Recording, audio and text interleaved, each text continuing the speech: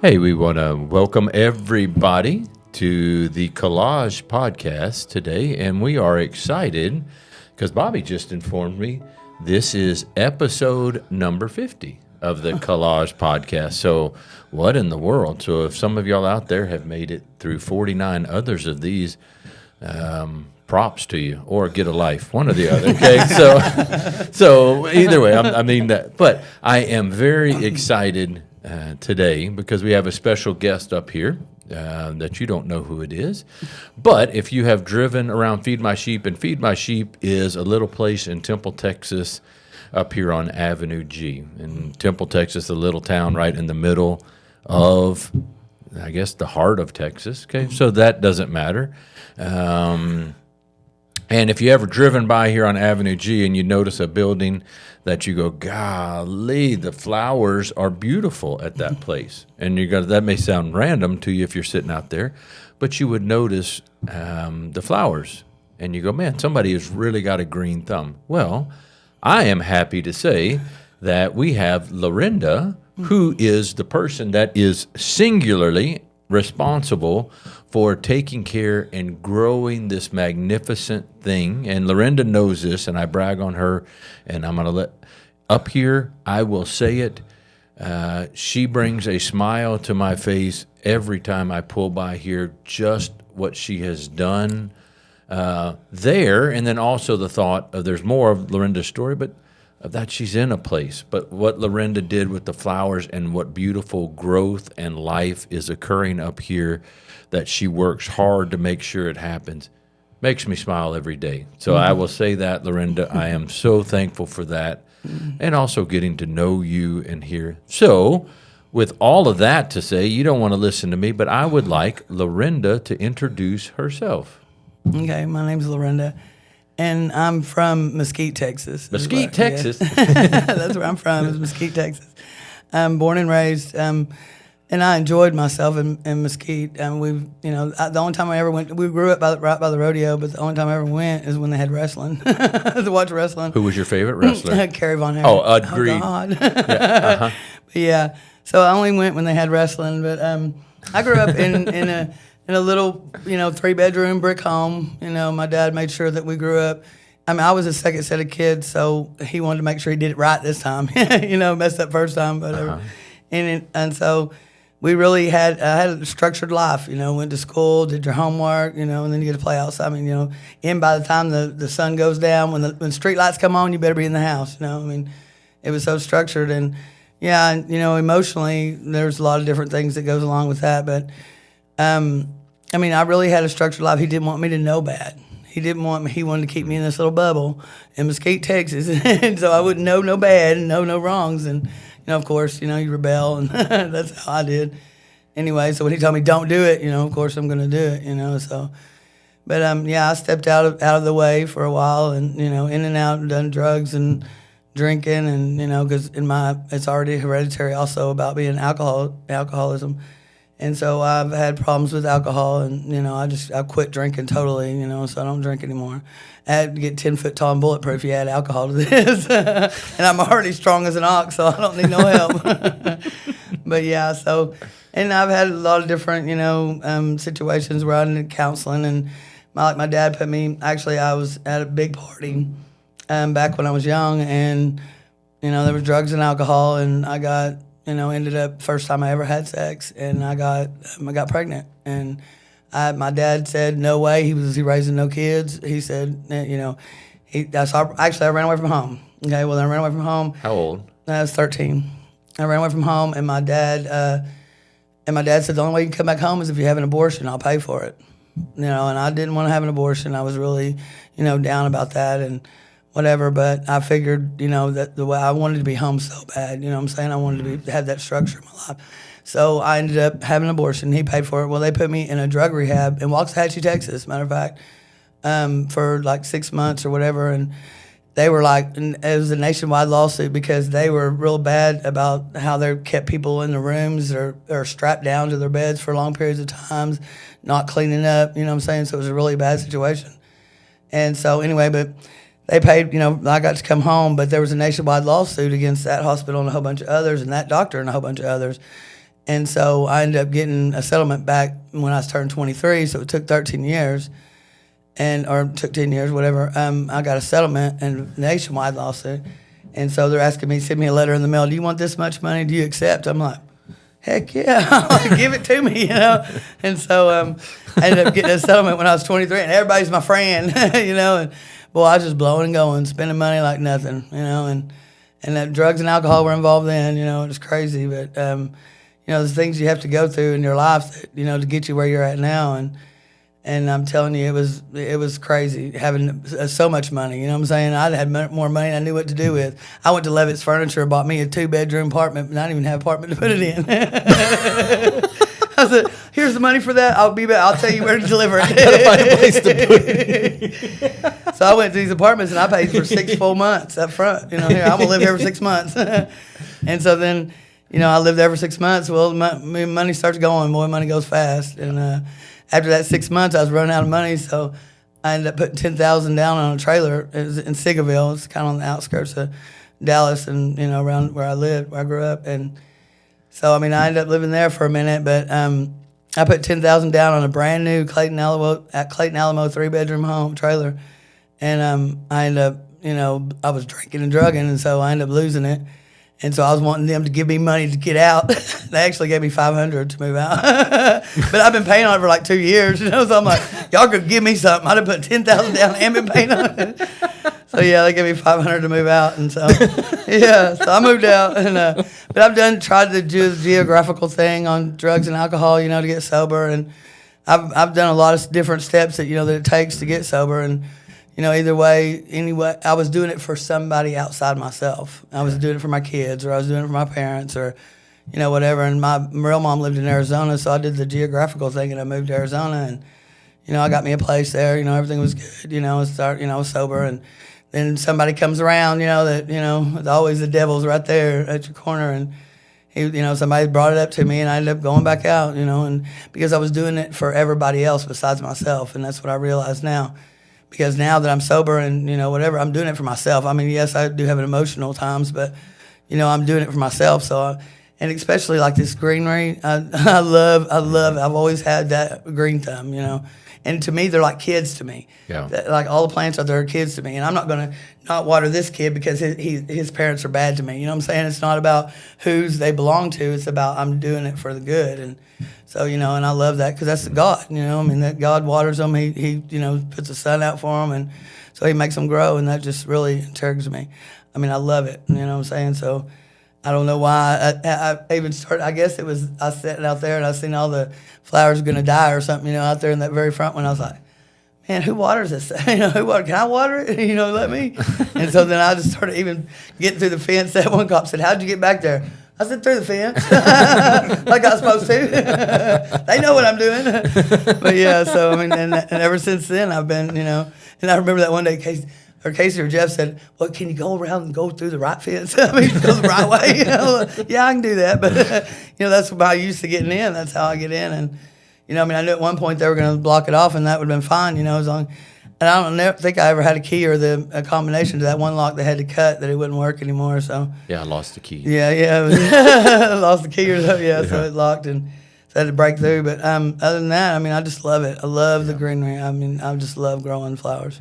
I will give you props, Lorenda. That was the single longest introduction of your name that we have ever had. Sorry. No, but it is. I like that. Because this, you can tell. You've thought about some of this stuff. Like that. What I like on these discussions, and I'm just giving you a hard time. Almost everybody we talk to, their introduction is going to sound just like that. It's a whole lot. Yeah. So what we're going to do, we're going to go back a bit and just kind of look at different moments in there because there was a whole lot in that. Yeah. Okay. So just for time frame, okay, so started the rebelling process. What would you think? How old? Obviously before 13. Yeah. I'm about maybe 5 or 6. I guess, okay. Yeah. And then drugs and alcohol became in your life at what age do you think? About 13. About 13. Okay. And then got pregnant with that and 13, and then had the abortion and Oh, my got gosh. drug rehab. Yeah. Okay. Yeah, and so I mean, yeah, that was pretty. It was pretty hard, Yeah. you know. And but to me, I believe in, you know, they say that the baby's not even made yet. You know what I'm saying? So I mean, I believe that, and I think if as soon as you give it to God, then that's what it is. You know what I'm saying? Yeah.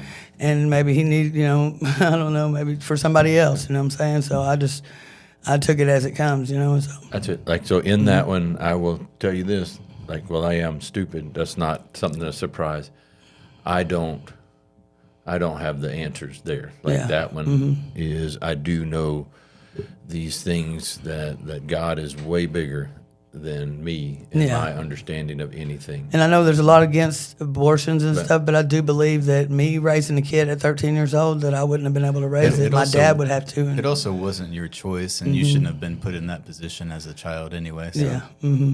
So with it in this, not to get on in, it really hurts my heart to think of a 13-year-old girl Yeah. in that position. Right. Exactly. I mean, that's really backed against the wall of what are you going to do? Yeah. Okay. And so then out and I of was that, the second set of kids, you know, so he couldn't. yeah. And I don't know about adopting or anything. I couldn't even.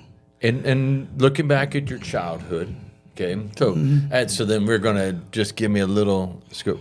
Tell me, if I said, Lorenda, tell me your happiest childhood memory. So if you just thought, tell me the moment, like something that you remember from your childhood, you go, this is a great memory for you. Tell me what And that see, a lot of them were like every Christmas. We Okay. had the big Christmas tree that, you know, all get together, the whole family get together, and we all had our own little, you know, designs and stuff that we made. And, you know, so we'd all get together, come together at Christmas and put up this tree. And it was a big tree, and it was real nice. And we just all had our own little things, and we were all sitting. And it's when the family comes together is when I have the happiest moments. Is when the Okay. families come together. So family, the memories of family, they matter. Gathering. They matter a lot. Absolutely. Okay. So on the same coin, just to kind of give me, so we're trying to get an understanding. Tell me if you go, man, what was the saddest memory, or a moment that you go, man, that was not the best moment at all, that still sticks with you? Because you're a grown adult now. So we're not talking, so just because y'all can't see this, I'm not going to go into age, because that's inappropriate on a lady. Lorenda is not 13. No. Okay. No. She's not a high school student, so we're not talking to a young kid. Life, Lorenda's had a lot of life. So when you're looking back in your childhood, something that still sits with you that you go, This is when my daddy passed away. your daddy passed away. When did that happen? It's been, I don't know. I try not to remember the exact date. No, okay, no. No, but it's been about 5 years, I guess. Okay. 5 or 6 years. And he was so hard-headed, just like me. I mean, I'm just like him, but about going to the doctor. And it was an aneurysm in his lower abdomen, and it had busted. And he'd bleeding internally for like 3 days. And he didn't, I'm just hurting. I'm okay. I'm going to die one of these days. He never would go to the doctor. But before that, he'd already had a triple bypass heart surgery. And so they took veins out of his legs and stuff, and, you know, to fix his heart. And they said by the time he actually went to the hospital, he had been bleeding so much his heart couldn't take it for them to. And I was fixing to hurt those doctors because they said they couldn't help him anymore, and you know that he'd been bleeding for so long, and you know they just let him go, and that really hurt my heart. Agreed. But that's about. I mean, you know, and it really, yeah, that's happened about 5 or 6 years ago. I try not to remember the date because I mean it was such a horrible time. You know what I'm saying? So I just let it go, but I know he's here with us. Yeah, I'd agree. Like, then that is sad. Like to lose a loved one on both of these. I mean, are very sad moments on that, because you can see family, it matters to you. I mean, I can look at that, and your dad had quite an influence on you. I mean, you can see on that.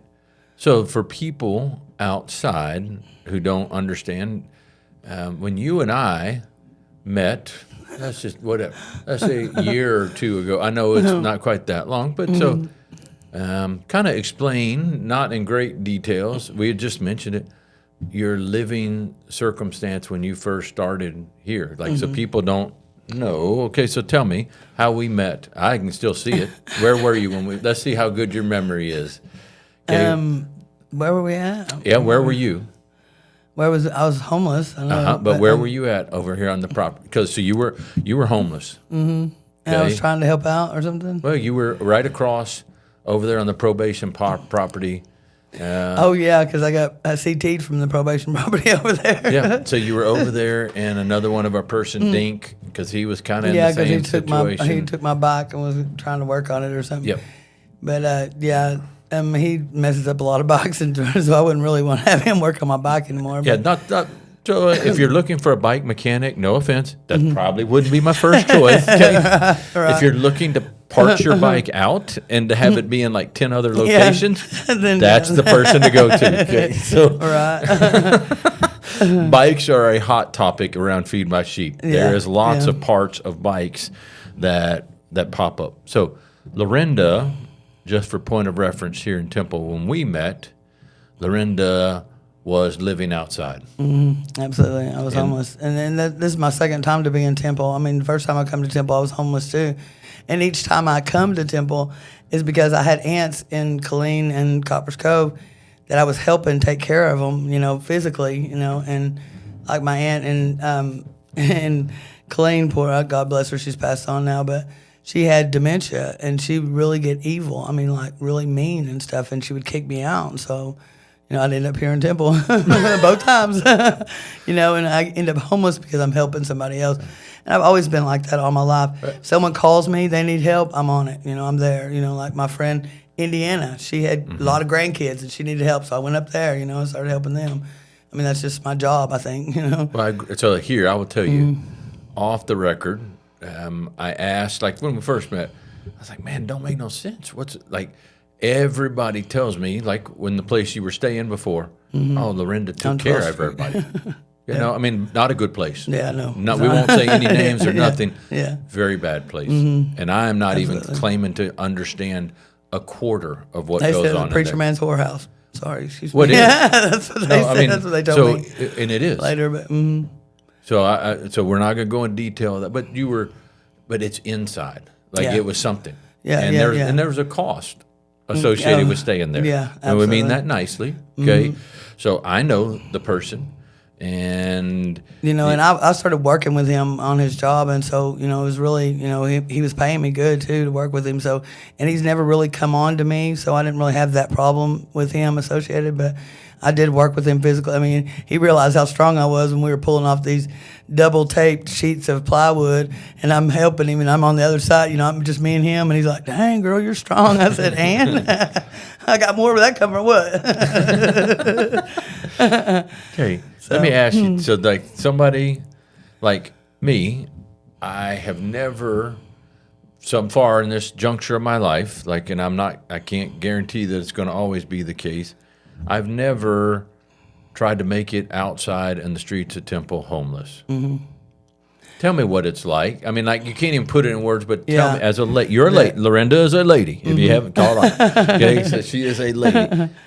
Tell me in words, what is it like? Oh, it's horrifying at one point because you have no structure around you. So, I mean, to sleep at night, it was How do you do it? death-defying. Like, I had to be on camera. I made sure wherever I'm at, there's cameras. So if anything does happen in turn, I can go back and say, hey, can you rewind the let's rewind this and check.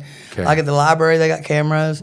There's different places that I would sleep to make sure that I'm on camera just so, if anything does happen.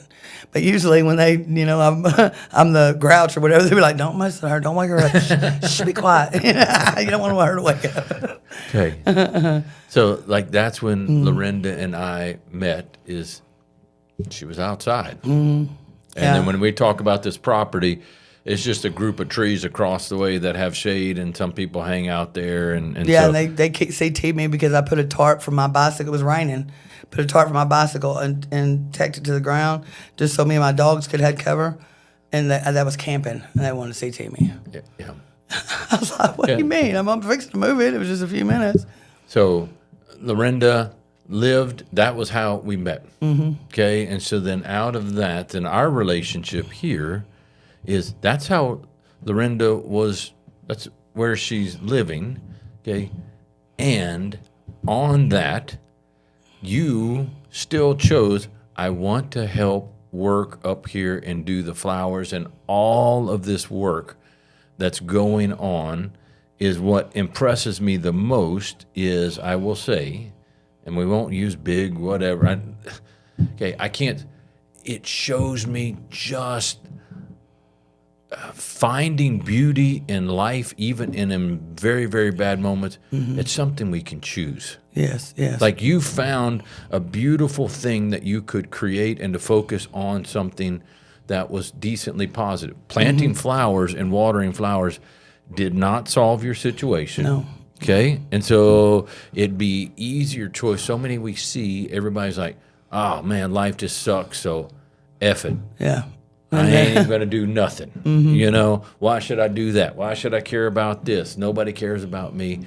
But out of it, you just had this care, and it's just to look at it and to think of what, like for me, because I love plants, I'm terrible at it, what you started with that was like, we didn't even know if nobody here respected anything as far as property or plants. Oh, they're going to stomp on it. They're going to trash everything. Have you had any issue with that? No. None. No. Everybody takes care of it because they Yeah. know it means something to you. Yeah. And there's a few people that want to throw trash or whatever, cigarette butts. But you know, the way I look at anything that I've done up here, or anything I do in life, God carried a cross for us. Well, I mean, okay. Jesus carried a cross for us. That was heavy. You know what I'm saying? Being chained and bound. I mean, I can imagine. So what's me picking up a cigarette butt outside? Nothing. You know, I mean, compared to him. So what is it hurting me doing this? So that's where the people want to throw down trash. I'm like, they just fed you. You're biting the hand that feeds you.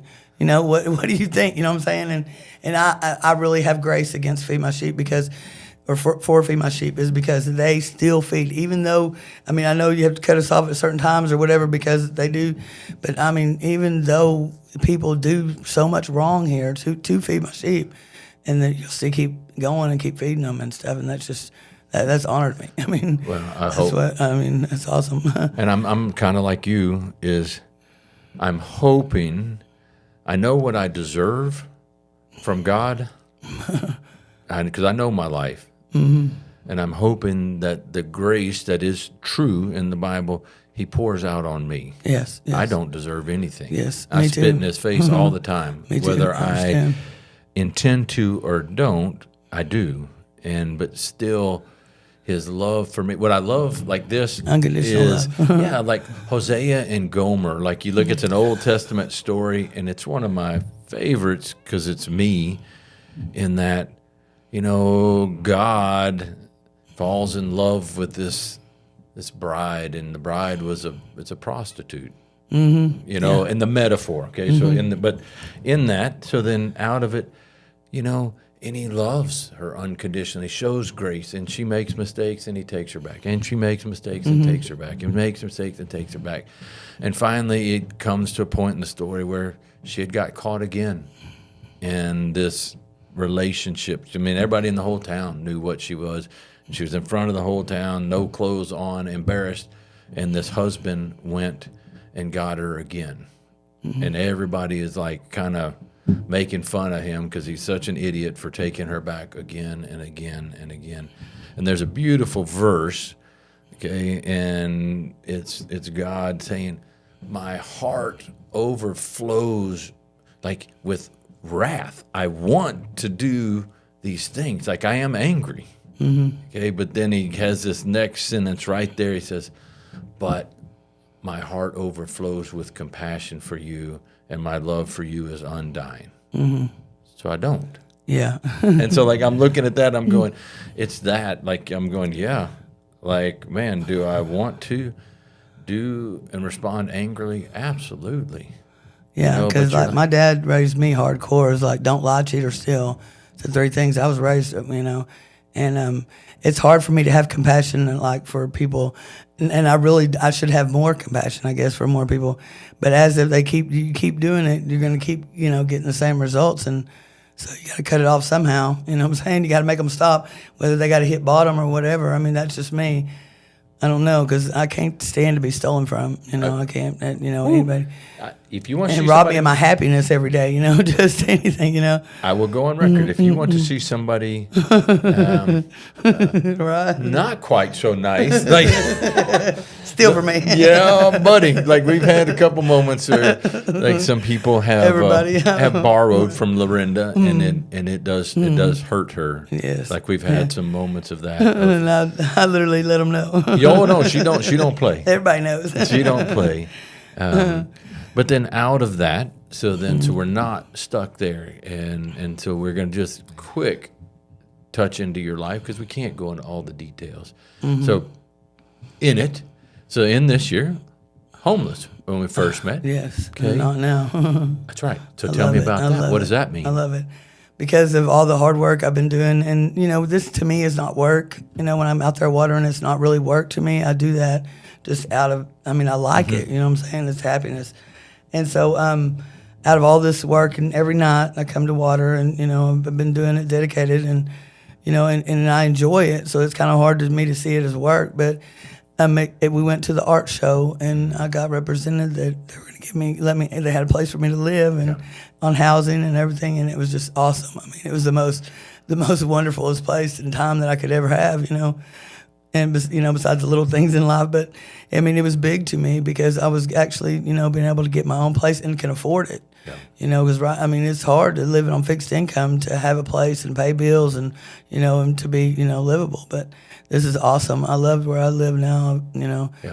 Well, there is problems about the attic, but I don't know about how to deal with that. But because it's umped into both sides, but I've got it sealed off to where they can't come in my side, But other than that, I'm telling you, that place is awesome. I love it. It's like a new brick home to me, and it's pretty well kept, and it's nice. Yes, and it's wonderful. I love it. And I'm wanting to do the gardening and stuff outside and have my own little flower garden going, but there was issues outside, so I was like, well, maybe I can do it inside, however. But I love to grow things, and so that's just to live off the land is the thing. But that apartment is awesome, and I had some bad neighbors on my right hand side of me.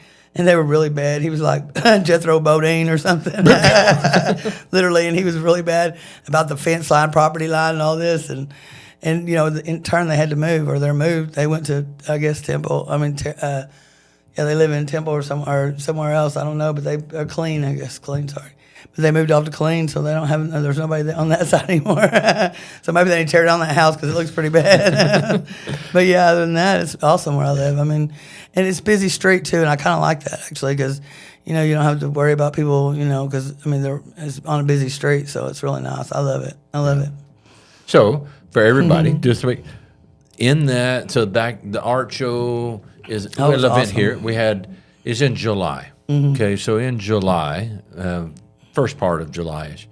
What I remember of that is Lorenda, it did work out where she got the keys to her place, and then there's a lady named Miss Mary, Yes, Miss Mary. from the city of Temple that helped make this happen. And Lorenda was the first one in this program to get her own place.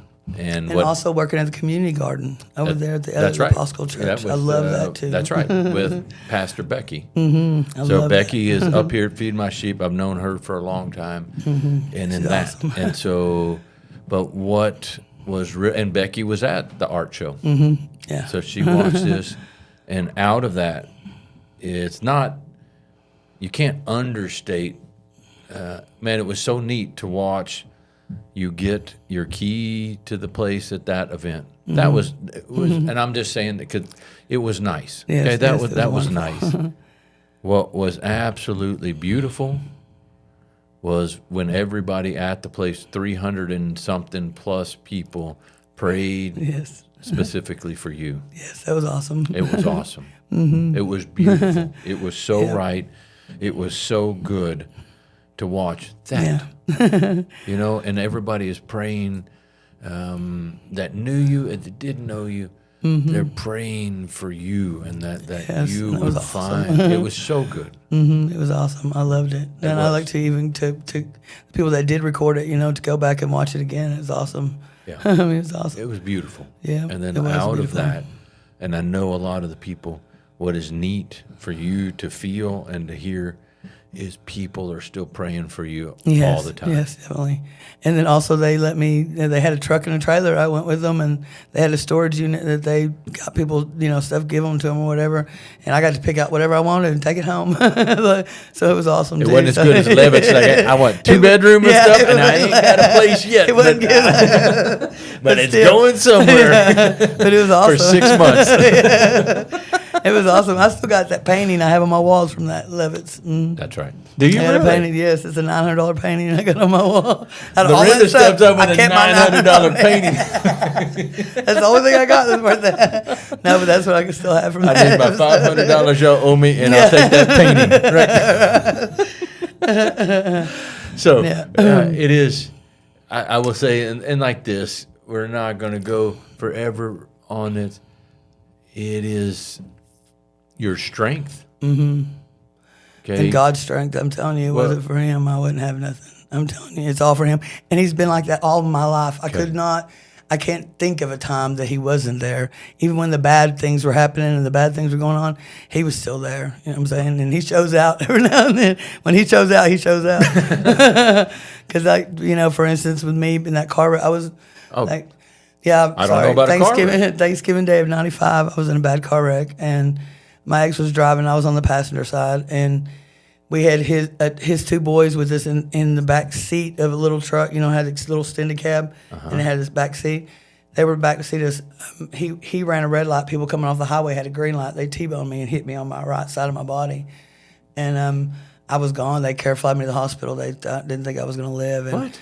And God showed out right there because, I was in the hospital for 6 months and a coma for 3, but I was in the hospital for 6. You were in a coma for 3 months. They kept me coma-induced because I was You fighting. forgot that in your introduction. Sorry. Really? Oh, but that was my introduction. That wasn't. No, what part are we on?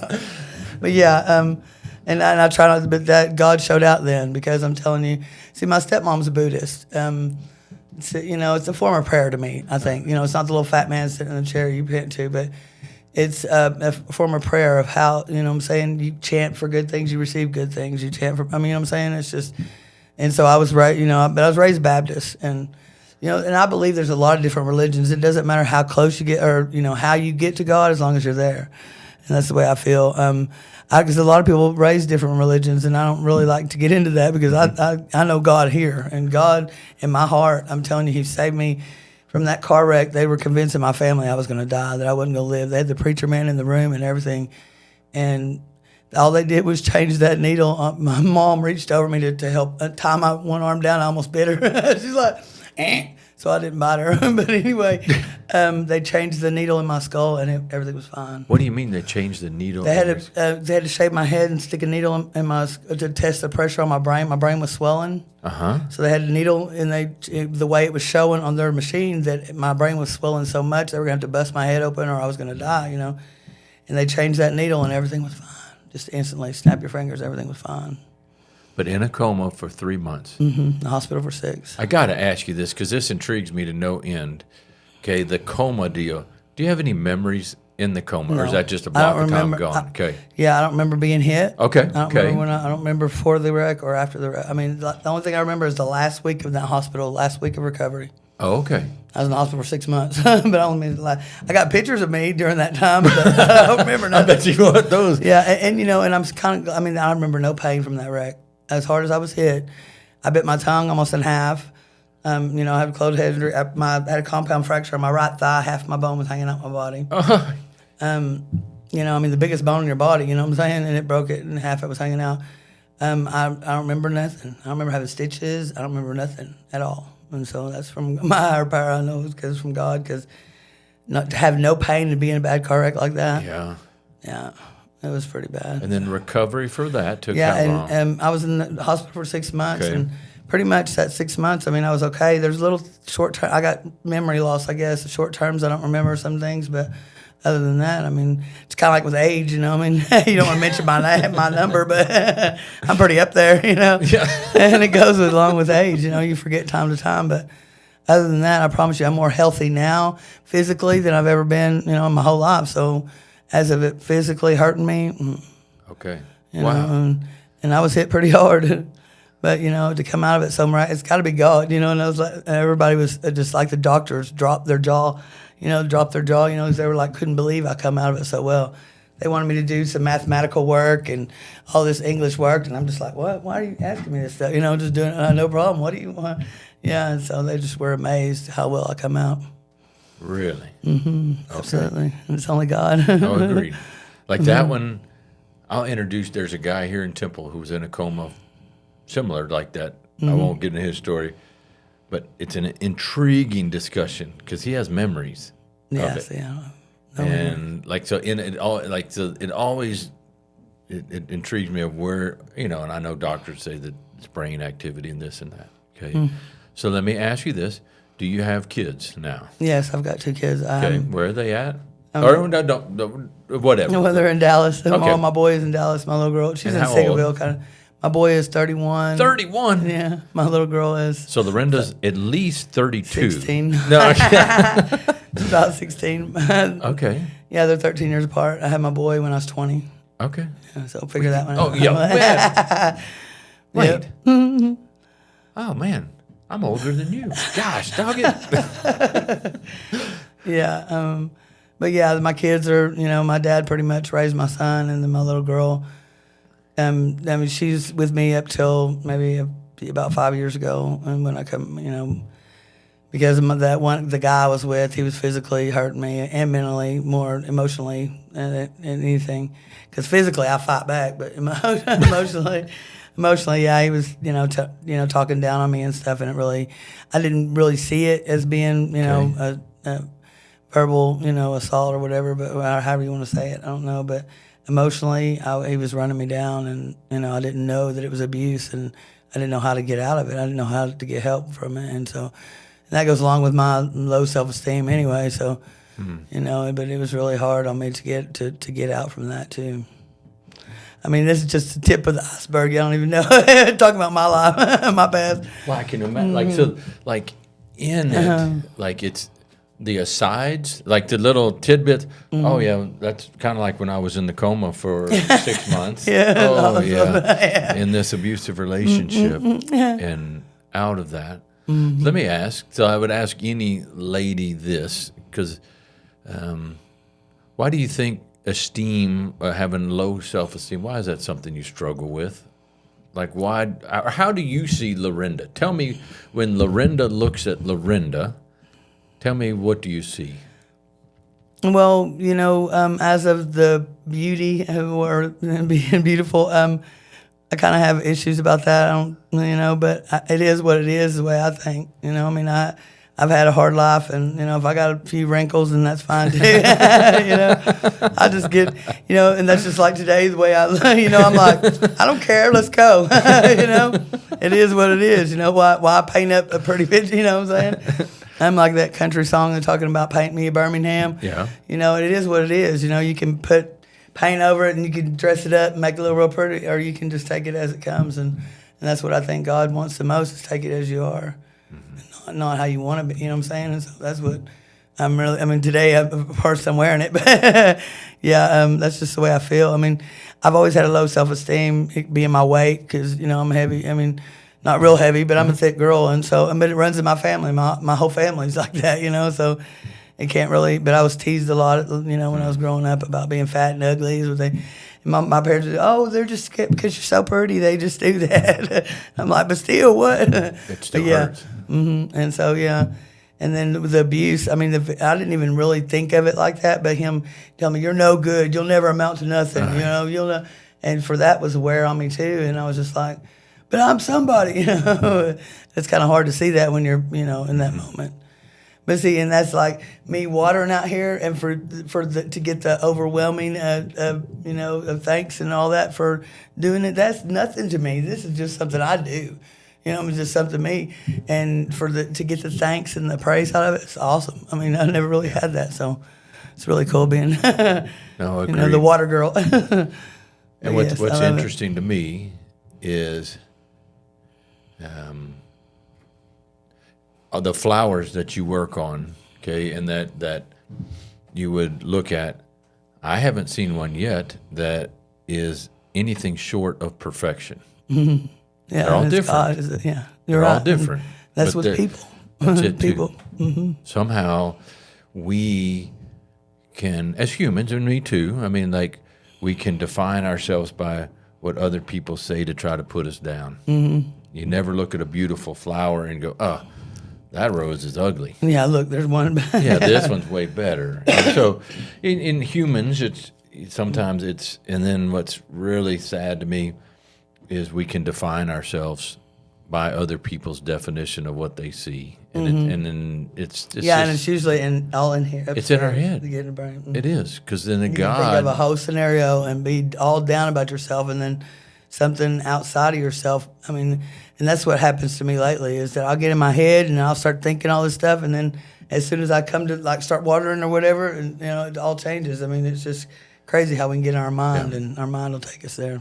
well, then I will put something in your mind, and this is fact, because I'm not really wanting to lie to people. Okay, that's just, I ain't got time for it.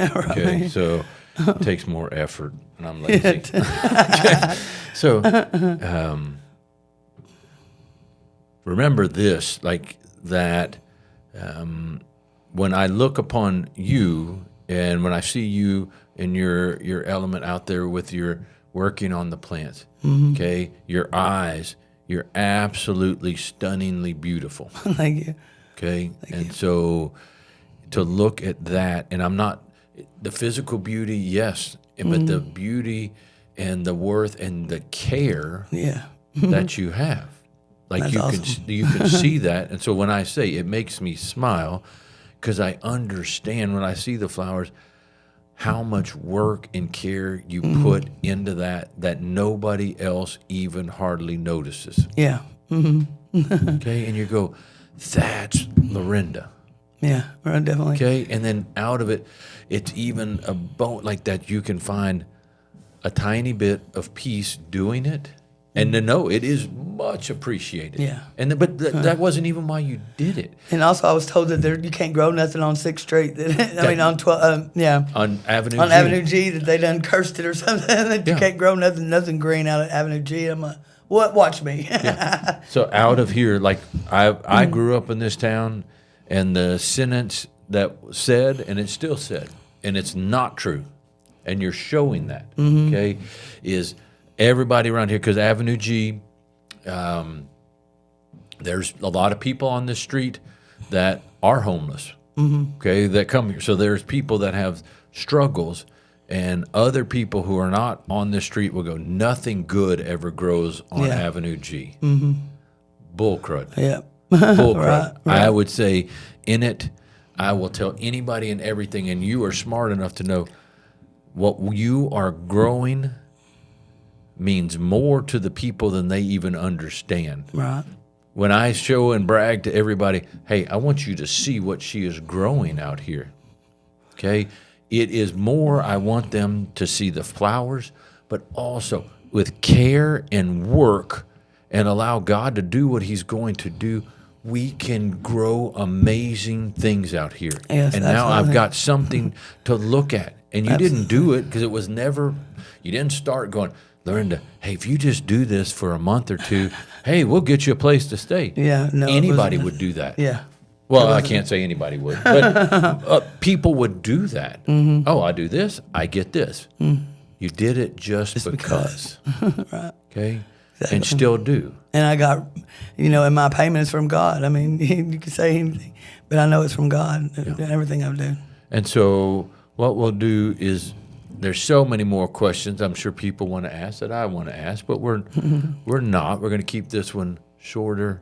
I want you to know that it is much appreciated. Thank you. That what you do. I'm glad we're friends, and I'm glad you're inside, and for you to hear your worth.